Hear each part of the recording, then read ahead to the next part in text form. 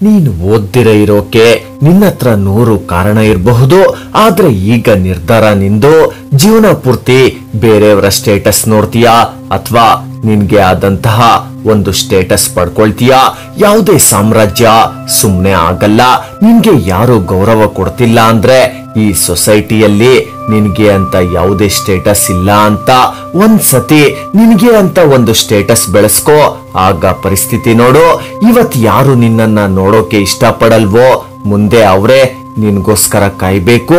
ಜನನೇ ಬದಲಾಗ್ತಾರಂತೆ ಅಂದ್ಮೇಲೆ ಪರಿಸ್ಥಿತಿ ಬದಲಾಗಲ್ವಾ? ಈ ಹಿಂದೆ ಟೈಮ್ ನಿನ್ನನ್ನ ಬದಲಾಯಿಸಿತ್ತು, ಈಗ ಆ ಟೈಮ್ನೇ ಬದಲಾಯಿಸು. ಹೌದು ನಿಜ, ಟೈಮ್ ನ ಯಾರು ನಿಲ್ಸೋಕಾಗಲ್ಲ.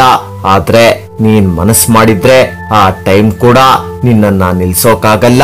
ನಾನ್ ಗೆದ್ದೆ ಗೆಲ್ತೀನಿ ಅನ್ನೋ ನಂಬಿಕೆ ಬಿಡ್ಬೇಡ. ನೀನ್ ಎಷ್ಟು ಯೋಚಿಸ್ತೀಯೋ ಅದಕ್ಕಿಂತ ಜಾಸ್ತಿ ಪ್ರಯತ್ನ ಪಡು.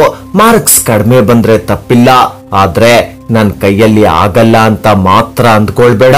ನಿನ್ನ ಇಚ್ಛಾಶಕ್ತಿ ಮುಂದೆ ಯಾವುದೇ ಶಕ್ತಿ ಇಲ್ಲ. ನಿನ್ನನ್ನ ನೀನ್ ಪ್ರಶ್ನೆ ಮಾಡ್ಕೋ, ಇಲ್ಲಿವರೆಗೂ ಅಸ್ಲಿಗೆ ನಾನ್ ಏನ್ ಮಾಡಿದೀನಿ ಅಂತ. ನಿನ್ನ ಹತ್ರ ಇರೋದು ಒಂದೇ ಜೀವನ. ಬೇಕಿದ್ರೆ ಜೀವನ ಅನ್ನೋ ಸಮುದ್ರದಲ್ಲಿ ಕಷ್ಟಕ್ಕೆ ಎದುರ್ಕೊಂಡು ಮುಳುಗ್ತೀಯೋ ಅಥವಾ ಆ ಕಷ್ಟಗಳನ್ನ ಎದುರಿಸಿ ಗೆಲುವಿನ ದಡ ಸೇರ್ತೀಯೋ? ಇವತ್ತಿನ ನಿನ್ನ ಪ್ರಯತ್ನನೇ ನಾಳೆ ನಿನ್ಗೆ ಹೆಸರು ತಂದ್ಕೊಡೋದು. ಬಡತನದಿಂದ ಹೊರ ಬರೋಕೆ ಇರೋ ಒಂದೇ ಒಂದು ದಾರಿ ಅಂದ್ರೆ ಸರಿಯಾದ ಸಮಯದಲ್ಲಿ ಸರಿಯಾದ ನಿರ್ಧಾರ ತಗೊಳ್ಳೋದು. ಈ ಸಕ್ಸಸ್ ಅನ್ನೋದು ನಿನ್ನಿಂದ 5 ವಿಚಾರಗಳನ್ನ ಕೇಳುತ್ತೆ: ಪ್ರಯತ್ನ, ಬಲಿದಾನ, ಸಂಘರ್ಷ, ನಂಬಿಕೆ, ತ್ಯಾಗ. ನಿನ್ ತಂದೆ ತಾಯಿ ನಿನ್ನನ್ನ ಸಕ್ಸಸ್ಫುಲ್ ಪರ್ಸನ್ ಆಗಿ ನೋಡೋಕೆ ಕಾಯ್ತಿದ್ದಾರೆ. ಜನ ಏನ್ ಅಂದ್ಕೊಳ್ಬಹುದು ಅಂತ ನೀನ್ ಯೋಚಿಸೋದು ಬಿಡು. ಯಾಕಂದ್ರೆ ನಿನ್ ಬಡತನ, ನಿನ್ ಕಷ್ಟ ನಷ್ಟ, ನಿನ್ ದುಃಖ, ನಿನ್ನ ಅವಮಾನ ಇಲ್ಲಿ ಯಾರಿಗೂ ಬೇಕಾಗಿಲ್ಲ. ಜನ ನಿನ್ಗೆ ಮರ್ಯಾದೆ ಕೊಡೋದು ಕೇವಲ ನಿನ್ನ ಹೆಸರಿಗಲ್ಲ, ನಿನ್ನ ಸಾಧನೆಗೆ ಮಾತ್ರ. ಆ ಸಾಧನೆಗೆ ನಿನ್ನ ಹತ್ರ ಇರೋ ಅಸ್ತ್ರ ಅಂದ್ರೆ ಅದು ನಿನ್ನ ಹತ್ರ ಇರೋ ಪುಸ್ತಕ ಮಾತ್ರ. ಓದೋ ನಿನ್ನ ಪ್ರಯತ್ನ, ಓದ್ಬೇಕು ಅನ್ನೋ ನಿನ್ನ ಹಠ ಛಲ ಯಾವತ್ತೂ ಬಿಟ್ಕೊಡ್ಬೇಡ. 6 ತಿಂಗಳಿಂದೆ ನಿನ್ನಲ್ಲೂ ಒಂದು ಓದೋ ಜೋಶಿತ್ತು, ನಿನ್ನಲ್ಲೂ ಒಂದು ಓದೋ ಹುಚ್ಚಿತ್ತು. ಆದ್ರೆ ಈಗ ಆ ಓದೋ ಜೋಶ್, ಹುಚ್ಚುತನ ಈಗ ಇಲ್ಲ. ನೀನ್ ನಿನ್ನ ಲೈಫಲ್ಲಿ ಸೀರಿಯಸ್ ಆಗಿಲ್ಲ. ನೀನ್ ಬದಲಾಗಿದ್ಯಾ. ಬೇಕು ಅಂದಿದ್ದನ್ನ ಪಡಿಲೇಬೇಕು ಅನ್ನೋ ನಿನ್ನ ಹಂಬಲ ಈಗ ಬದಲಾಗಿದೆ. ಚಿಕ್ಕ ವಯಸ್ಸಲ್ಲಿ ನೆನ್ಪು ಮಾಡ್ಕೋ, ಎಷ್ಟು ಇಷ್ಟಪಟ್ಟು ಹೋಮ್ ವರ್ಕ್ ಮಾಡ್ತಿದ್ದೆ, ಎಷ್ಟು ಇಷ್ಟಪಟ್ಟು ಡ್ರಾಯಿಂಗ್ ಮಾಡ್ತಿದ್ದೆ. ಓದೋದು ಮಜಾ ಕೊಡೋದು. ಆದ್ರೆ ಈಗ ಓದೋದ್ ಬಿಟ್ಟು ನಿನ್ನ ಲೈಫ್ ನ ನೀನ್ ಹಾಳು ಮಾಡ್ಕೊಳ್ತಿದ್ಯಾ. ನಾಳೆಯ ನಿನ್ನನ್ನ ನೀನೇ ಹಾಳು ಮಾಡ್ಕೊಳ್ತಿದ್ಯಾ. ಅದು ನಿನ್ ಕೈಯಾರೆ. ಇನ್ನು ನೀನ್ ಏನೂ ಮಾಡಿಲ್ಲ. ನೀನ್ ಮಾಡ್ಬೇಕಾಗಿರೋ ಕೆಲ್ಸ ತುಂಬಾ ಇದೆ, ಆದ್ರೂ ಸುಮ್ನೆ ಇದೆಯಾ? ನಿನ್ ಲೈಫ್ ಈಗೆಲ್ಲ ನಡಿಬೇಕಾಗಿರೋದು. ನಮ್ ಲೈಫ್ ಈ ರೀತಿ ಅಲ್ಲ ಇರ್ಬೇಕಾಗಿರೋದು. ನಾನೇನಾದ್ರೂ ನಿನ್ನನ್ನ ಲೈಫಲ್ಲಿ ಏನಾದ್ರೂ ದೊಡ್ಡದಾಗಿ ಸಾಧಿಸ್ತೀಯಾ ಅಂದ್ರೆ ನೀನ್ ಹೌದು ಅಂತೀಯಾ? ಆಗಿದ್ರೆ ಅದಕ್ಕೋಸ್ಕರ ನೀನ್ ಓದ್ಬೇಕಲ್ವಾ? ಅದಕ್ಕೋಸ್ಕರ ನೀನ್ ಪ್ರಯತ್ನ ಪಡ್ಲೇಬೇಕು. ಅದಕ್ಕೋಸ್ಕರ ನಿನ್ಗೆ ನಿದ್ದೆ ಬರ್ತಿದ್ರು ಎದ್ದಿರ್ಬೇಕಾಗತ್ತೆ. ಆದ್ರೆ ಅದು ನಿನ್ ಕೈಯಲ್ಲಿ ಆಗುತ್ತಾ? ಯಾಕಂದ್ರೆ ಪ್ರಯತ್ನ ಪಡೋರ ಗೆಲ್ಬೇಕು, ಓದ್ಲೇಬೇಕು ಅನ್ನೋರ ಬಾಡಿ ಲ್ಯಾಂಗ್ವೇಜ್, ಆಟಿಟ್ಯೂಡ್ ಬೇರೆ ರೀತಿನೇ ಇರುತ್ತೆ. ಪ್ರತಿ ಸತಿನೂ ರಿಸಲ್ಟ್ ಬಂದಾಗ ನಿನ್ಗೆ ಟಾಪರ್ಸ್ ಕಾಣಿಸ್ತಾರೆ. ಅವ್ರಿಗೂ ನಿನ್ಗೂ ಏನ್ ಡಿಫ್ರೆನ್ಸ್ ಇದೆ? ಅವರು ಹುಟ್ದಾಗಿಂದಲೇ ಟಾಪರ್ಸಾ ಅಂದ್ರೆ ಖಂಡಿತ ಇಲ್ಲ. ಡಿಫ್ರೆನ್ಸ್ ಯೋಚನೆ ಮಾಡೋ ರೀತಿಯಲ್ಲಿದೆ, ಡಿಫ್ರೆನ್ಸ್ ಫೋಕಸ್ ಮಾಡೋ ರೀತಿಯಲ್ಲಿದೆ. ನಿನ್ಗೆ ಮೋಜು ಮಸ್ತಿ ಮುಖ್ಯ ಅಂದ್ರೆ ಓದೋದು ನಿನ್ಗೆ ಬೋರ್ ಅನ್ಸುತ್ತೆ. ಆದ್ರೆ ನೀನ್ ಸೀರಿಯಸ್ ಆದ್ರೆ ಅದೇ ಬೋರ್ ಆಗ್ತಿರೋ ಓದು ನಿನ್ಗೆ ಇಷ್ಟ ಆಗುತ್ತೆ. ಅಪ್ಪ ಅಮ್ಮ ಬೈಬಹುದು, 1-4 ಮಾತ್ ಕೇಳಬೇಕಾಗಬಹುದು. ಕೆಲವು ಸತಿ ಲೈಫಲ್ಲಿ ಮುಂದಕ್ಕೆ ಹೋಗೋಕೆ ಒಂದು ಪುಷ್ ಬೇಕಾಗುತ್ತೆ. ಲೈಫಲ್ಲಿ ಒಂದನ್ನ ನೆನ್ಪಿಟ್ಕೋ, ಬೇರೆಯವರ ಲೈಫಲ್ಲಿ ಏನ್ ನಡೀತಿದೆ, ಯಾರು ಏನ್ ಮಾಡ್ತಿದ್ದಾರೆ ಅನ್ನೋದ್ ಬಿಟ್ಟು ನಿನ್ ಲೈಫಲ್ಲಿ ಏನ್ ನಡೀತಿದೆ ಅನ್ನೋದ್ ನೋಡು. ಲೈಫಲ್ಲಿ ನೀನ್ ಏನು ಮಾಡ್ದೆ ಇನ್ನೊಬ್ರಿಗೆ ಏನ್ ಅಡ್ವೈಸ್ ಕೊಡ್ತೀಯಾ? ನಿನ್ನನ್ನ ನೀನ್ ಯಾಕೆ ನೋಡ್ಕೊಳ್ಳೋದಿಲ್ಲ? ನೀನ್ ನಿನ್ನ ಲೈಫಲ್ಲಿ ನೀನ್ ಮಾಡ್ಬೇಕಾಗಿರೋ ಕೆಲ್ಸ ತುಂಬಾ ಇದೆ. ಅದು ಬಿಟ್ಟು ಬೇರೆಯವರ ಕೆಲಸದ ಬಗ್ಗೆ ಯೋಚಿಸ್ತೀಯಾ? ನಿನ್ನ ಪ್ರೀಶಿಯಸ್ ಟೈಮ್ ನ ನಿನ್ಗೋಸ್ಕರ, ನಿನ್ನ ಗುರಿಗೆ, ನಿನ್ನ ಸಾಧನೆಗೆ ಉಪಯೋಗಿಸು.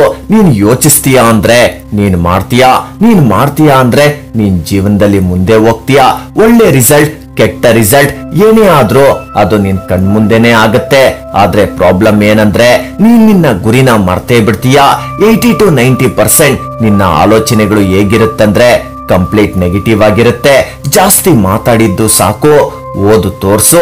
ಪ್ರತಿ ಸಾಧಕನು ಕೆಲಸ ಮಾಡ್ತಾನೆ, ಆ ಕೆಲ್ಸನೇ ಸಾಧಕನನ್ನ ಮಾತಾಡೋ ಹಾಗೆ ಮಾಡುತ್ತೆ. ನೀನ್ ಕೇವಲ ನಿನ್ ಬಗ್ಗೆ, ನೀನ್ ಓದಿನ ಬಗ್ಗೆ ಮಾತ್ರ ಯೋಚಿಸು. ನೀನ ಓದು ಮಾತ್ರ ನಿನ್ನ ಜೀವನ ಬದಲಾಯಿಸೋದು. ನಿನ್ನ ಗೆಲುವು ನಿನ್ನ ಓದಿನಲ್ಲಿದೆ. ಆ ಗೆಲುವಿಗಾಗಿ ನಿನ್ನ ಮನಸ್ಸು ಕಣ್ಣು ಎದುರು ನೋಡ್ತಿದೆ. ಓದು, ಸಾಧಿಸು, ಗೆಲ್ಲು. ಸ್ನೇಹಿತರೆ, ತನ್ನ ಜೀವನ ಪೂರ್ತಿ ಸತತ ಸೋಲುಗಳನ್ನೇ ಕಂಡ ವ್ಯಕ್ತಿ ಕೊನೆಗೆ ಇಡೀ ಪ್ರಪಂಚವೇ ತನ್ನ ಕಡೆ ತಿರುಗಿ ನೋಡೋ ಹಾಗೆ ಮಾಡಿದ ವ್ಯಕ್ತಿಯ ಬಗ್ಗೆನೆ ಈ ಕತೆ. ಅದು 1890 ಅಮೆರಿಕಾದ ಇಂಡಿಯಾನಾ ಅನ್ನೋ ಪುಟ್ಟ ಹಳ್ಳಿಯಲ್ಲಿ ಒಬ್ಬ ಹುಡುಗ 5 ವರ್ಷವನಾಗಿದ್ದಾಗ ತನ್ನ ತಂದೆಯನ್ನ ಕಳ್ಕೊಂಡ. ಓದೋ ವಯಸ್ಸಲ್ಲಿ ಬಡತನದ ಕಾರಣದಿಂದ ಮುಂದೆ ಓದೋಕಾಗ್ಲಿಲ್ಲ. ತನ್ನ 13ನೇ ವಯಸ್ಸಲ್ಲಿ ಮನೆ ಬಿಟ್ಟು ಎಲ್ಲೋ ದೂರದಲ್ಲಿ ಒಂದು ತೋಟದಲ್ಲಿ ಕೆಲ್ಸಕ್ಕೆ ಸೇರ್ದ. ಕೆಲವು ದಿನಗಳು ಕಳೆದ್ಮೇಲೆ ಆ ತೋಟದ ಯಜಮಾನ ನಿಮ್ಗೆ ಸರಿಯಾಗಿ ಕೆಲಸ ಮಾಡೋಕೆ ಬರಲ್ಲ ಅಂತ ಆ ಹುಡುಗನನ್ನ ತೋಟದಿಂದ ಆಚೆ ಕಳಿಸ್ದ. ತನ್ನ ಜೀವನದಲ್ಲಿ ಮೊದಲ ಬಾರಿ ಸೋಲನ್ನ ಕಂಡ ಆ ಹುಡುಗ ಅನೇಕ ಕಡೆ ಕೆಲ್ಸಕ್ಕೆ ಸೇರ್ದ. ಅಲ್ಲಿಂದಲೂ ಆಚೆ ಓಡಿಸಲ್ಪಟ್ಟ. ತನ್ನ 22ನೇ ವಯಸ್ಸಲ್ಲಿ ಬಸ್ ಕಂಡಕ್ಟರ್ ಆಗಿ, ರೈಲ್ವೆ ಮೆಕ್ಯಾನಿಕ್ ಆಗಿ ಕೆಲಸ ಮಾಡ್ದ. ಅಲ್ಲಿಂದಲೂ ಹೊರಗಡೆ ಕಳ್ಸಿದ್ರು. ತನ್ನ 23ನೇ ವಯಸ್ಸಲ್ಲಿ ತಾನಿಷ್ಟಪಟ್ಟ ಹುಡುಗಿ ಜೊತೆ ಮದುವೆಯಾದ. ಆದ್ರೆ ಕೆಲ ವರ್ಷಗಳಲ್ಲೇ ಆಕೆ ತನ್ನ 2 ಹೆಣ್ಮಕ್ಳನ್ನ ಕರ್ಕೊಂಡು ಮನೆ ಬಿಟ್ಟು ತವ್ರ ಮನೆಗೋದ್ಲು. ಆ ಮಕ್ಕಳ ಮೇಲಿನ ಪ್ರೀತಿಯಿಂದ ಮಕ್ಕಳನ್ನ ಭೇಟಿಯಾಗೋಕೆ ಹೋದಾಗ ಮಕ್ಕಳನ್ನ ಕಿಡ್ನಾಪ್ ಮಾಡೋಕ್ ಬಂದ್ರು ಅಂತ ಪೊಲೀಸರ ಕೈಯಲ್ಲಿ ವಧೆ ತಿಂದ. ಅದಾದ್ಮೇಲೆ ಆತ ಮಾಡದ ಕೆಲ್ಸನೇ ಇಲ್ಲ. ಇನ್ಶೂರೆನ್ಸ್ ಏಜೆಂಟ್ ಆಗಿ ಕೆಲಸ ಮಾಡ್ದ, ಅಲ್ಲೂ ಸೋತೋದ. ಟೈರ್ ವ್ಯಾಪಾರ ಮಾಡ್ದ, ಅಲ್ಲೂ ನಷ್ಟ ಅನುಭವಿಸ್ದ. ಬೇಕರಿಯಲ್ಲಿ ಕೆಲಸ ಮಾಡ್ದ, ಅಲ್ಲೂ ಹೊರಗಡೆ ಕಳ್ಸಿದ್ರು. ಪೇಂಟರ್ ಆಗಿ ಕೆಲಸ ಮಾಡ್ದ, ರೆಸಾರ್ಟ್ ನಲ್ಲಿ ಕೆಲಸ ಮಾಡ್ದ. ಈ ರೀತಿ ಎಲ್ಲಿ ಯಾವುದೇ ಕೆಲ್ಸಕ್ಕೆ ಹೋದ್ರು ಕೆಲ ದಿನಗಳಲ್ಲೇ ಇವನನ್ನ ಅಲ್ಲಿಂದ ಇವನ್ ಕೈಯಲ್ಲಿ ಆಗಲ್ಲ ಅಂತ ಹೊರಗಡೆ ಹಾಕ್ತಿದ್ರು. ಎಲ್ಲೇ ಹೋದ್ರು ಸೋಲು ಸೋಲು ಸೋಲು. ಈ ರೀತಿ ಸತತ ಸೋಲಿನಿಂದಲೇ ತನ್ನ ಜೀವನದ ಅಮೂಲ್ಯವಾದ 65 ವರ್ಷಗಳನ್ನ ಆತ ವ್ಯರ್ಥವಾಗಿ ಕಳೆದ್ಬಿಟ್ಟ. ಒಂದ್ಸತಿ ತನ್ನನ್ನ ತಾನು ಪ್ರಶ್ನೆ ಮಾಡ್ಕೊಳ್ತಾನೆ, ಇದುವರೆಗೂ ನನ್ ಜೀವನದಲ್ಲಿ ಏನ್ ಸಾಧಿಸಿದೀನಿ ಅಂತ. ನನ್ ಜೀವನ ಬರೀ ಸೋಲುಗಳ ಕಂತೆ. ನಾನ್ ಬದುಕಿರೋದೆ ಈ ಭೂಮಿಗೆ ಭಾರ ಅಂತ ತಿಳಿದು ಸೂಸೈಡ್ ಮಾಡ್ಕೊಂಡು ಸಾಯೋಣ ಅಂತ ಹೋದ. ಆದ್ರೆ ಧೈರ್ಯ ಸಾಕಾಗ್ದೆ ಅಲ್ಲೇ ನಿಂತ್ಬಿಟ್ಟ. ಆಗ ಆತನ ವಯಸ್ಸು 65 ವರ್ಷ. ಒಂದು ಮರದ ಕೆಳಗೆ ಕುಳಿತು ತನ್ನ ಜೀವನದ ಸೋಲುಗಳ ಸರಮಾಲೆಯನ್ನ ನೆನ್ಸ್ಕೊಂಡ. ಆಗ ಆತನ ಮನಸ್ಸೇಳ್ತು, ಇನ್ನು ಕಾಲ ಮಿಂಚಿಲ್ಲ, ಇನ್ನಾದ್ರೂ ನಿಮ್ ಜೀವನದಲ್ಲಿ ಏನಾದ್ರೂ ಸಾಧನೆ ಮಾಡಿ ತೋರಿಸ್ಬೇಕಂತ. ಆ ತಕ್ಷಣ ನಾನ್ ನನ್ನ ಜೀವನದುದ್ದಕ್ಕೂ ಸಹ ಸೋಲುಗಳನ್ನೇ ಕಂಡಿದ್ದೀನಿ.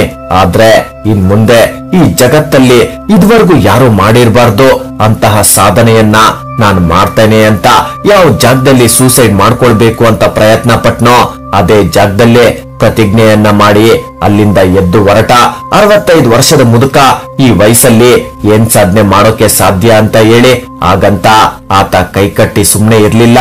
ಅಲ್ಲಿಂದ ಮುಂದೆ 23 ವರ್ಷಗಳ ಕಾಲ ಛಲದಿಂದ ತನ್ನಲ್ಲಿನ ಸ್ಕಿಲ್ಗಳನ್ನ ಉಪಯೋಗಿಸಿ ಪರಿಶ್ರಮದಿಂದ ಕೆಲಸ ಮಾಡ್ದ. ಈತನ ಛಲವನ್ನ, ಧೈರ್ಯವನ್ನ, ಆತ್ಮವಿಶ್ವಾಸವನ್ನ ನೋಡಿದ ಆ ಸೋಲೆ ಈತನ ಮುಂದೆ ಸೋತೋಯ್ತು. ಮುಂದೆ ನಡೆದದ್ದು ಇತಿಹಾಸವಾಗೋಯ್ತು. ತನ್ನ 88ನೇ ವಯಸ್ಸಿನ ವೇಳೆಗೆ ಅಮೆರಿಕಾದಲ್ಲೇ ಅತ್ಯಂತ ದೊಡ್ಡ ಬಿಲಿಯನಿಯರ್ ಆಗೋದ. ಯಾರಾತ?